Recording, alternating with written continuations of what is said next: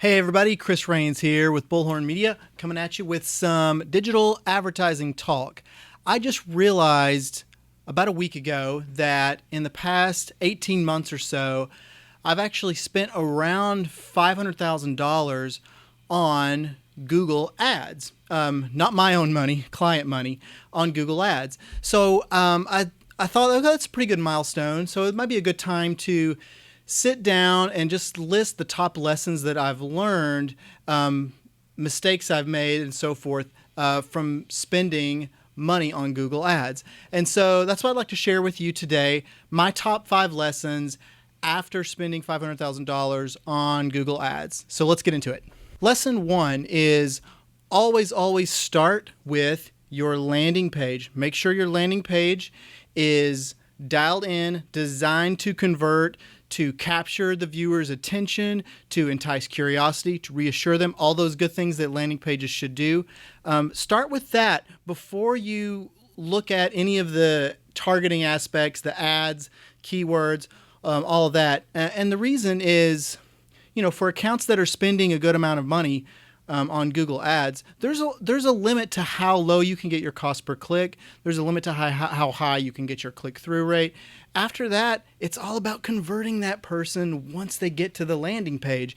And, for some accounts, if your cost per click is on the higher side, a 1 to 2% increase in your conversion rate can actually make a huge difference in terms of revenue, in terms of cost per lead, and ultimately in terms of profitability. So lesson 1, before you even touch ads, make sure your landing page is dialed in, designed to convert. Lesson 2, continue testing Google's automated strategies. Now, Google has a variety of different automation strategies like cost per acquisition bidding, responsive search ads, and so on. Most of the time, what I've learned is when those strategies come out, those new features come out, they're terrible. They're terrible because Google hasn't dialed it in yet. The algorithm hasn't learned. It hasn't evolved.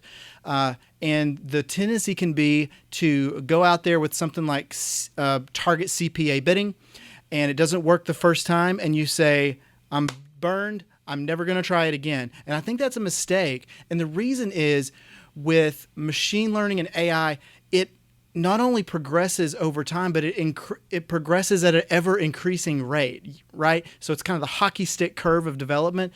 So 3 to 4 months time span for these new, more advanced features, these automated features, can make a huge difference. So if you haven't went out there and tested things like target CPA bidding, or even things like dynamic search ads, go back and revisit it. You'd be surprised. I had a huge surprise when I tried target CPA bidding within a 6-month span. First time, it was terrible. Costs were way too high.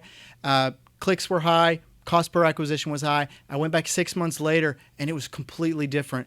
It worked amazingly. So don't stop trying these automated strategies. They get better and better over time. All right, number 3, do not listen to Google reps that email you and call you on the phone. When you're just starting out, it might seem like, oh gosh, I'm getting a Google reps. I'm so important that they're reaching out to me and they want to talk to me and so forth. Those people are basically salespeople for Google, and their bottom line and their goal is to increase your ad spend. Okay, so any advice that they give you is probably going to come in the form of increasing your keywords so you can spend more, increasing your daily budget so you can spend more, and so on and so on.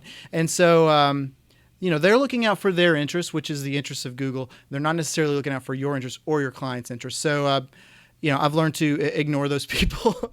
Don't answer their calls and ignore their emails. Okay, number 4, remarketing is essential. Google has made it so easy to do remarketing now, particularly with the responsive display ads. You can just throw a bunch of pictures in, throw a bunch of headlines and body copy, and boom, you've got 100 different ad renditions. In the old days, you had to design image ads at 10, 12 different sizes. And a lot of times that's cost prohibitive or time prohibitive to go out there and do that. with the new responsive display ads, you can do it. And the reason why you should always start every search campaign with this is that not everybody converts on the first time. 85% plus people that come to your website via paid traffic, they're not going to convert that first time. Maybe they're not ready. Maybe they got distracted, whatever happened.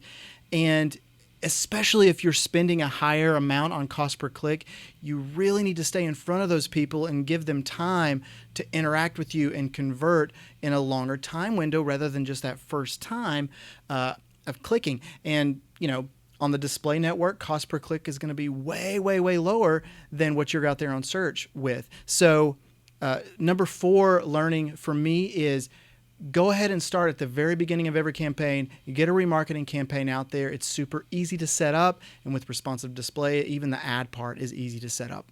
All right. 5th and final learning is YouTube, I believe, is the most underpriced ad buy right now. And I say that for 2 reasons.